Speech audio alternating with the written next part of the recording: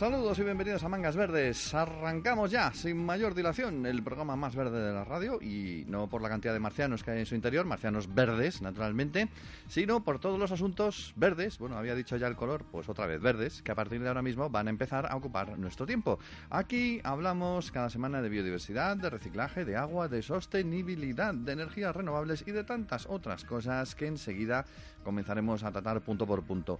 Mangas Verdes cuenta con la producción de FEVERTE, la plataforma de información medioambiental de la agencia EFE, y llega a las ondas gracias a EFE Radio. Hoy contamos con el control de sonido de Pilar Lloret. En nombre de todo el equipo, os saluda Pedro Pablo May.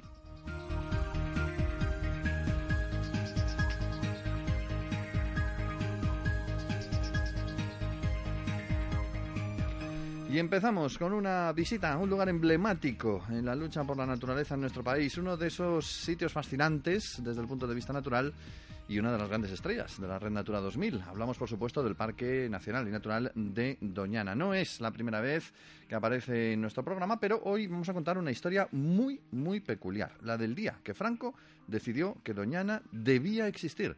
Nos la cuenta Cristina Yuste.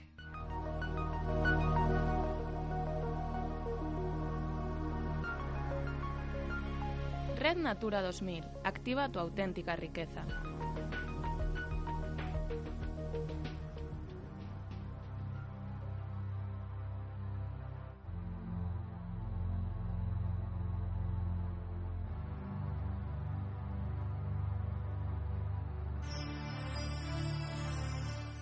Cuentan que hubo una vez en que Franco cambió de opinión.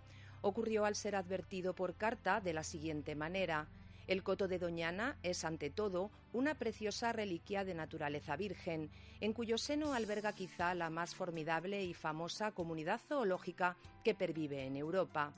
Este es solo uno de los fragmentos del inusitado alegato ecológico de 11 folios, encuadernado en piel, que le entregó en mano al generalísimo el marqués de Bonanza, Manuel María González Gordon, apoyado por su hijo Mauricio, a la sazón bodeguero jerezano, amante de la naturaleza y propietario de terrenos en el preciado coto.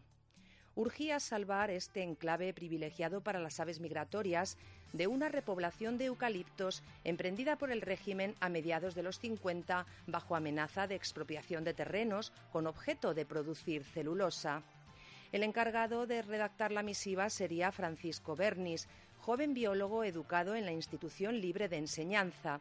La pasión por los pájaros y por Doñana había unido ya entonces a Mauricio con Bernis y con el también biólogo y activista ambiental José Antonio Valverde, cofundadores los tres de la Sociedad Española de Ornitología, hoy SEO-BirdLife.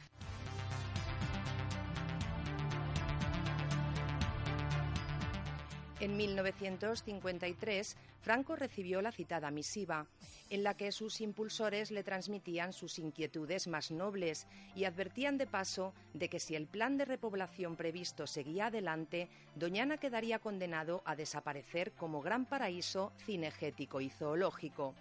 Según fuentes de SEO-BirdLife, Franco no dijo nada nunca al respecto, ni siquiera cuando recibió a Gordon. Pero la repoblación se empezó a frenar en lo que entonces era uno de los mejores cotos de caza de España y del que el generalísimo era asiduo. Pocos años después, consciente de la importancia de este paraje andaluz y de las amenazas que aún le acechaban, Valverde inició una movilización internacional para adquirir una finca dentro de Doñana de 6.000 hectáreas que permitiera crear una reserva con una estación biológica, con el fin de asegurar su conservación para siempre y alejarla de cualquier interés productivo. Comenzó a moverse por Europa y a recabar apoyos. En 1961 se crea el Fondo Mundial para la Naturaleza, que recauda 21 millones para respaldar el proyecto, con el príncipe de Holanda como abanderado. Inestimable es también el apoyo del naturalista suizo Luc Hoffmann, como primer vicepresidente de WWF, ya conocedor directo de los valores de Doñana y amigo de Valverde. Y de nuevo, otra carta a Franco.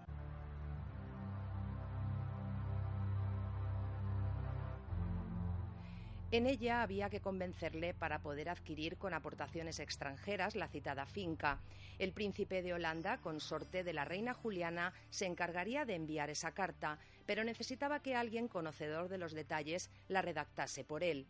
y cuando Franco recibe la carta necesita a su vez un asesor que la responda, tarea que recae en el mejor experto, Valverde, a quien no le queda más remedio que contestarse a sí mismo, facilitando, como no podía ser de otra manera, la citada compra.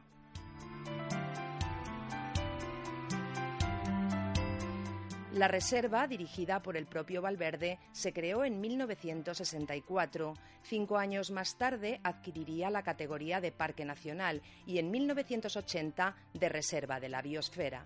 Su inclusión ya en el presente siglo en la Red Europea de Espacios Protegidos, Natura 2000, le otorga un complicado estatus como lugar de convivencia pacífica de naturaleza y ser humano. Un reconocimiento merecido por cuantas personas han contribuido a hacer compatibles los usos tradicionales en su entorno, pero al mismo tiempo controvertido, ya que en Doñana, como en sus inicios y a lo largo de su historia, aún siguen primando intereses privados por encima de su conservación. Un nuevo episodio de la interminable lucha por salvar uno de los más emblemáticos y valiosos espacios de Europa.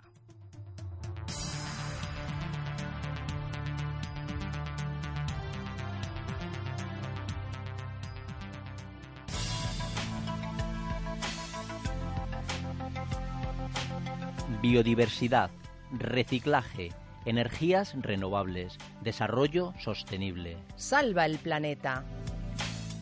Mangas verdes.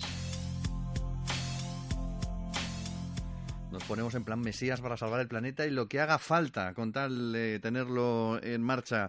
Es curiosa esa historia que hemos escuchado dentro de nuestro espacio dedicado a la Red Natura que nos ha traído hoy Cristina sobre los orígenes de Doñana y es quizás una buena muestra de lo importante que resulta aquel viejo refrán que decían en la antigua Roma. No hace falta, o mejor dicho, hace falta que la mujer del César sea honrada, pero también parecerlo. Es decir, cuenta mucho no solamente la calidad del sitio, sino la venta de ese sitio. Vamos a hablar precisamente de eso a continuación a propósito de clubrural.com. Es el portal pionero y con mayor número de alojamientos rurales de nuestro país de ecoturismo. Estamos con Esther Villanueva, que es la responsable precisamente de comunicación de Club Rural. ¿Qué tal? Buenas tardes.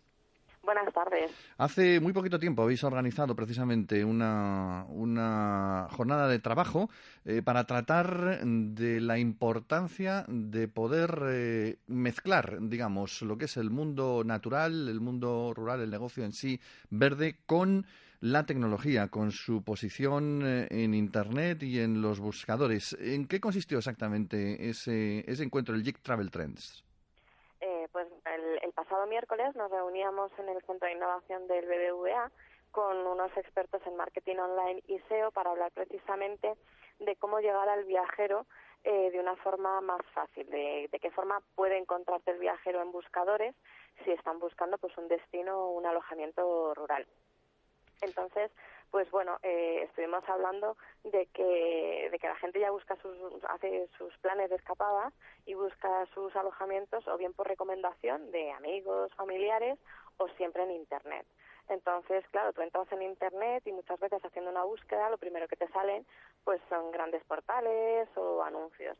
Entonces, la idea de este Geek Travel Trends sobre SEO y viajes era un poco dar consejos a los destinos turísticos y pequeñas empresas o alojamientos sobre, bueno, pues qué es lo que tienen que hacer ellos con su propia web para que el usuario también les encuentre a ellos.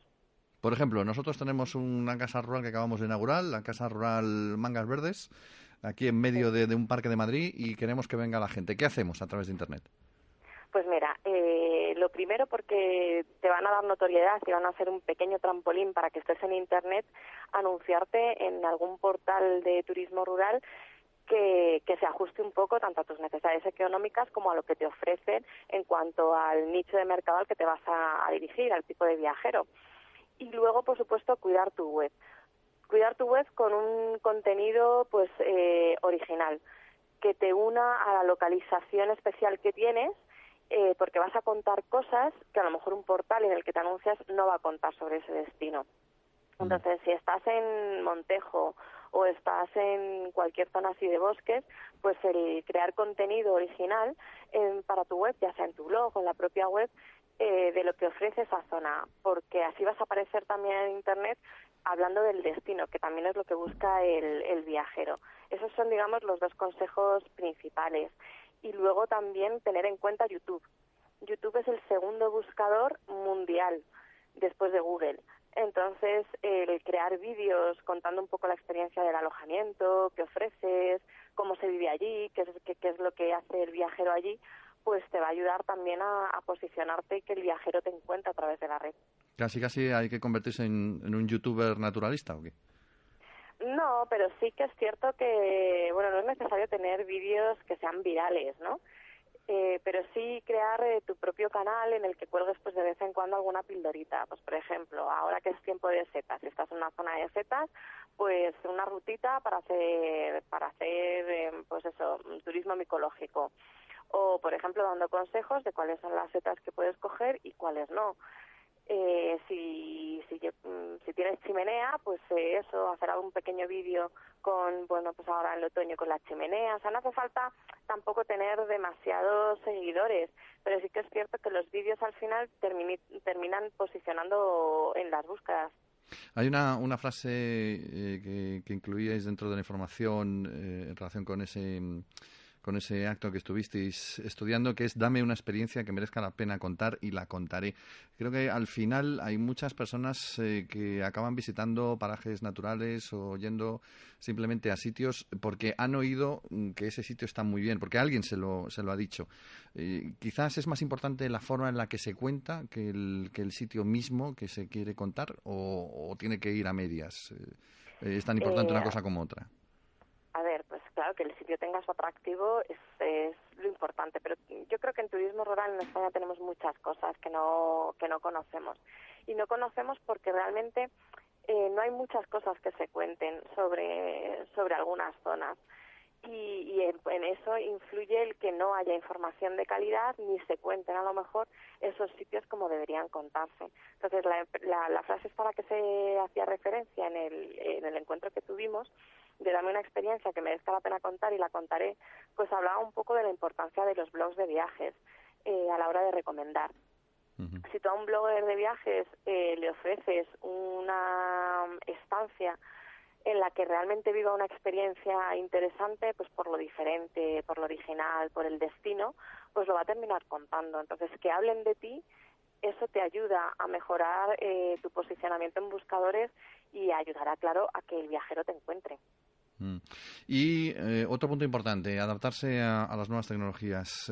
Al final nos iban a dominar con la televisión, pero parece que con lo que ya han establecido los grilletes sociales absolutos es con el teléfono móvil, ¿no? Sí, o sea, ahora cada vez las búsquedas se hacen más a través del teléfono móvil, eso hay que tenerlo en cuenta. Pero no solo tener en cuenta que las búsquedas se hacen a través del móvil, sino que también se hacen muchas veces por voz. Entonces, es decir, la gente ya lo introduce en su teléfono móvil, quiere una casa rural en Zamora. Entonces, si haces la búsqueda por voz, dirá, quiero una casa rural en Zamora con chimenea para hacer turismo micológico y que tenga spa. Y entonces hay que adaptarse a que el usuario está cambiando su forma de buscar. Y de ahí, pues, adaptar tu web no solo a dispositivos móviles, sino a que las búsquedas son cada vez más específicas y más largas. Bien, pues lo tendremos en cuenta entonces para cuando montemos nuestro negocio alternativo, a ver si conseguimos salir adelante con las casas rurales. Oiga, antes de irnos, Esther, sí, una curiosidad. Tú, como conocedora que eres del tema de las casas rurales, imagino que nos dirás que todas, pero seguro que tienes alguna preferencia por algún punto de España donde es especialmente interesante hacer una escapada rural de fin de semana. ¿Cuál nos recomendarías? Pues mira, esto como desde mi experiencia personal como amante del turismo rural. Una zona que ahora en otoño está muy bonita es Las Villuercas, en Cáceres, Extremadura. Extremadura tiene unos paisajes para el otoño, unos castañares y unas sierras muy bonitas para el otoño. Y luego otra zona que es muy desconocida, que está en la zona de Vic, en Barcelona, es el macizo de Corsacabra, con unos paisajes de unos cortados montañosos muy espectaculares. Bueno, pues lo tendremos en cuenta para esta temporada en la que estamos en este momento. Esther Villanueva, gracias por habernos acompañado hoy en Mangas Verdes. Muchísimas gracias a vosotros.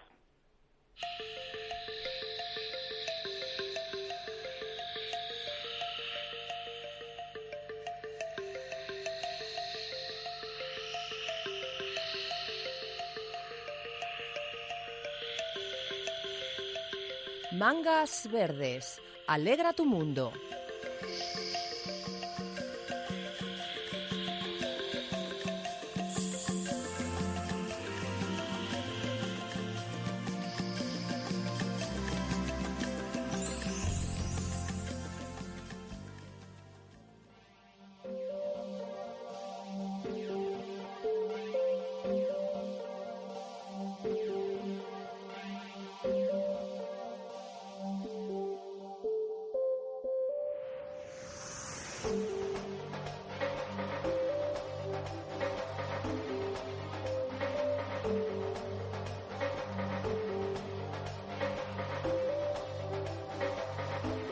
Hoy nos hemos puesto en plan viajeros, el momento de dejar paso a nuestros blogueros radiofónicos. Ya saben que los mejores expertos de todas las materias verdes nos explican cada semana los temas más interesantes en esta sintonía. Y uno que nos gusta en especial es viajar. Ya le estamos preguntando a Esther a dónde nos recomendaba ir en estas fechas. Y podíamos decir aquello de yo a las cabañas bajé, yo a los palacios subí, los claustros escalé y en todas partes me encontré, que ya había estado allí Raúl Casado. Buenas tardes. ¿Cómo Buenas estás, Raúl? tardes, ¿cómo estás, Pedro Pablo? Ya habías estado allí porque para eso eres el responsable de la sección de Viajes Verdes, en calidad de auténtico trotamundos, recorre senderos, corre caminos y Pathfinder oficial de Mangas Verdes. Muy bien, vaya recibimiento. Oye, que en Extremadura, si tú de Extremadura te lo conoces fenomenal. Y Sí, estaba además, diciendo que los castañares estos que estaba están muy bien. escuchando la recomendación que hacía de visitar las Villuercas y es absolutamente... estado allí, ¿no? He estado allí, Claro. Y es muy recomendable, muy recomendable. Bueno, pues nada. No solo ahora en otoño está precioso, pero es que las Villuercas es precioso durante las 4 estaciones, porque ¿Cómo tiene es? una primavera, pues es un paisaje, digamos que la metáfora dicen que es el espejo de los Apalaches en España, es una continuación de la cordillera de los Apalaches y entonces es un relieve muy de los parecido. Apalaches de Estados Unidos. De los Apalaches de Estados Unidos. A este lado. Sí, la deriva de los continentes hizo que se separaran los continentes Ajá. hace millones de años, pero el origen es compartido entre los Apalaches y las Villuercas. Entonces es un paisaje muy similar al de los Apalaches, son montañas muy pedregosas, muy cascadas de piedras preciosas y luego salpicado por una vegetación verde y una frondosidad impresionante. Que me aspen colorado. O Que sea te aspen. o sea que vas por allí como si fueras John Denver, como cantando Exactamente. lo de... Bueno, otro día hablaremos entonces de la Villuercas porque veo que merece la pena, pero previamente hay que recordar que hoy tenemos otro destino directo, que es donde has estado recientemente, en Formentera. Sí, Un sitio al Formentera. que tengo que ir algún día. Sí.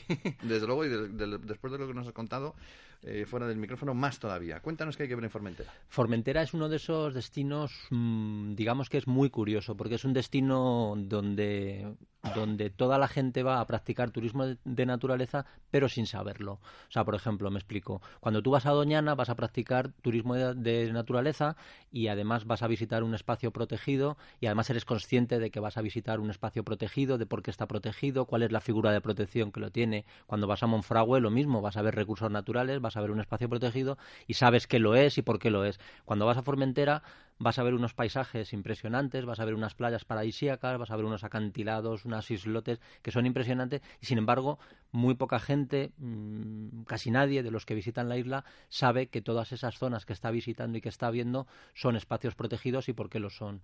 Entonces digamos que es un destino natural por excelencia, pero la gente que lo visita no sabe cuáles son las cualidades naturales del sitio que está visitando. Aquí estamos nosotros, precisamente para contar eso. Me habías comentado que el que se lo consideraba de una manera un poco despectiva como la piscina de Ibiza, ¿no? Que mucha gente lo usaba como, anda, vamos a darnos una vuelta por ahí, pero efectivamente sin conocer que está en la red natura y que hay cosas verdaderamente bonitas para ver. Tengo un barco, ¿a dónde voy en Formentera? Claro, eso es lo que comentábamos.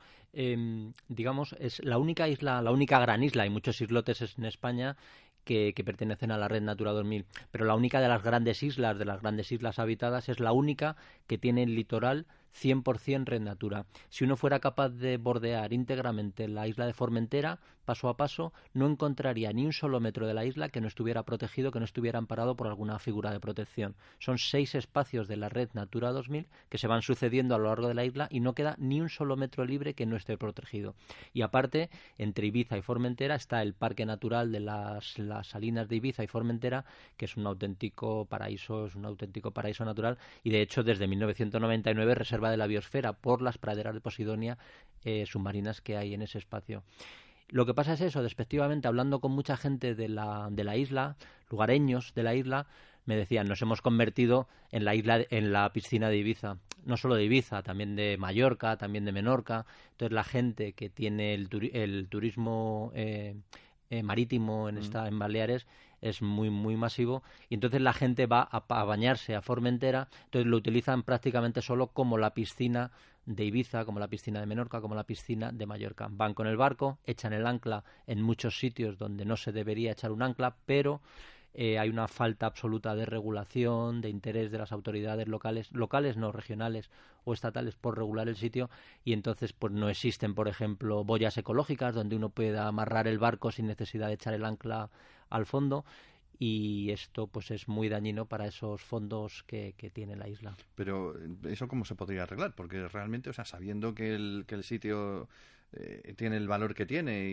y sabiendo que hay que preservarlo, por ejemplo, el tema de las boyas ecológicas me parece de ABC, ¿no? O sea, que tendría que estar, que tendría que haberlo. ¿Por qué no lo hay? Tendría. No existe ninguna regulación. Entonces, a Formentera... Aunque sea Red Natura, ¿no hay aunque regulación? sea Red Natura y aunque sea Parque Natural, no existe ninguna regulación. No hay un límite al tráfico marítimo. Todas las barcas que quieran acercarse a cualquiera de las calas de Formentera pueden hacerlo sin ningún tipo de regulación y sin ningún tipo de restricción. Es el viejo dilema de si restringimos y limitamos, podemos aminorar nuestros ingresos por este tipo de turismo. Pero hay otros ejemplos en España, y por ejemplo las Islas Medas lo ha hecho de una forma muy, muy, muy acertada, donde esta regulación y estas limitaciones han supuesto todo lo contrario, un incremento de los ingresos. En las Medas, que es un sitio mucho más pequeño, es un conjunto de 6-7 islotes mucho más pequeño que Formentera, por supuesto, son 90 hectáreas, 92 hectáreas de espacio protegido, pues los cálculos dicen que genera unos 10 millones de euros de beneficio neto cada año. Formentera, el espacio es mucho mayor, el beneficio podría ser también mucho mayor. Eso hay que dar el toque correspondiente, comentabas, a las autoridades autonómicas entonces, ¿no? Que son las que están encargadas de desarrollar esa Yo creo que son las legislación. autonómicas y las estatales, Las estatales también. sobre todo las autonómicas, porque el Parque Regional de las Salinas de Ibiza y Formentera es un parque gestionado por las autoridades de la comunidad autónoma, y es que el presupuesto se ha minorado durante los últimos años muchísimo, no existen prácticamente vigilancia, no existen embarcaciones que estén un poco controlando lo que están haciendo las embarcaciones de recreo que se acercan a la isla, y de verdad, o sea, es un poquito penoso. Nosotros tuvimos oportunidad ahora de bajar, de ver los fondos submarinos, y es que es muy fácil ver la huella que dejan las anclas de estas embarcaciones. Muchas de ellas las tiran en sitios donde no debería nunca caer un ancla, pero no solo eso, sino que es que además arrancan las embarcaciones, muchas de esas embarcaciones arrancan todavía con el ancla en el suelo, arrastrando, y esa huella que dejan son perfectamente visibles para cualquiera con una sencilla gafas. Visteis, por ver la parte positiva, la riqueza submarina, ¿no?, que hay en la zona. Sí, si hay posidonia, hay peces, si hay peces, hay de todo. Sí, por supuesto. Sí, es un paraíso natural por los cuatro costados. O sea, yo digo que Red Natura es naturaleza sin fisuras. O sea, es una cosa, cuando estás en tierra, cuando estás en el mar, embarcado, cuando estás haciendo snorkel, cuando estás haciendo submarinismo, es naturaleza por los cuatro costados. O sea, es una riqueza. Lo único eso, que da un poco de pena ver esa falta de regulación y ese casi descontrol que existe, sobre todo por las embarcaciones de recreo, que es que acosan, y es un poquito triste ver que no existe ningún tipo de regulación. Bueno, pues nos quedamos entonces con ese toque para las autoridades correspondientes para intentar regular los espacios naturales de Formentera, un paraíso que no deberíamos perder. Muchas veces escuchamos a tantos políticos decir, ay, claro, es que teníamos que haber hecho esto, teníamos que haber hecho lo otro para que no pasara. Bueno, pues ahora hay una ocasión para evitar tener que lamentarnos en el futuro, es actuar ahora, y esperemos que se haga al más corto plazo posible para proteger esta zona de Formentera. Gracias, Raúl. Nos vemos después de otro viaje, claro. Gracias, Pedro Pablo. Buenas tardes.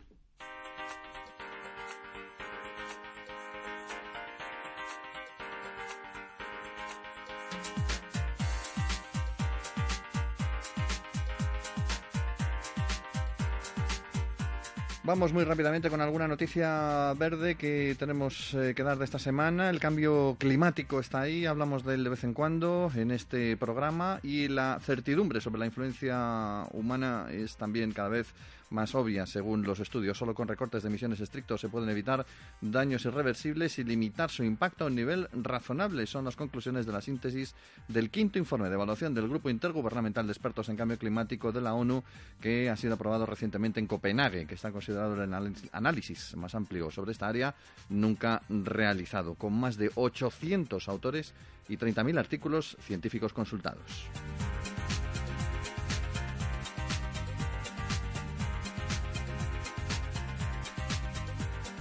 En Castilla-La Mancha, unos 35.000 cangrejos de río europeo de patas blancas, el Austropotamobius pallipes, se llama así, en serio, van a ser reintroducidos esta temporada en diversos cursos fluviales de la Serranía de Cuenca y de la Sierra de Alcaraz, en Albacete. Según la Junta Castellano-Manchega, los cangrejos se han criado en el centro agrario El Chaparrillo y la introducción de ejemplares se realizará en las cabeceras de los ríos de la comunidad. Desde que comenzó hace más de 30 años la producción intensiva de cangrejo de río europeo o de patas blancas, ya se han vendido más de 1,8 millones de cangrejos para repoblar, además de cursos fluviales de Castilla-La Mancha y de comunidades limítrofes como Andalucía y la Comunidad Valenciana.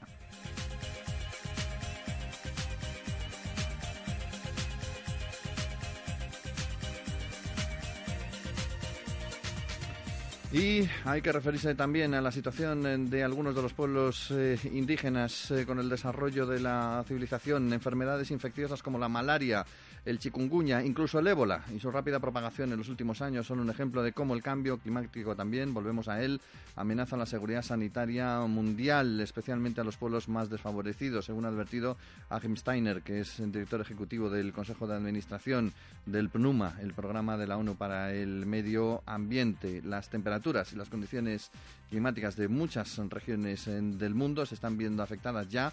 En África, por ejemplo, los mosquitos pueden propagarse de una región a otra con más facilidad que antes, al igual que en Iberoamérica.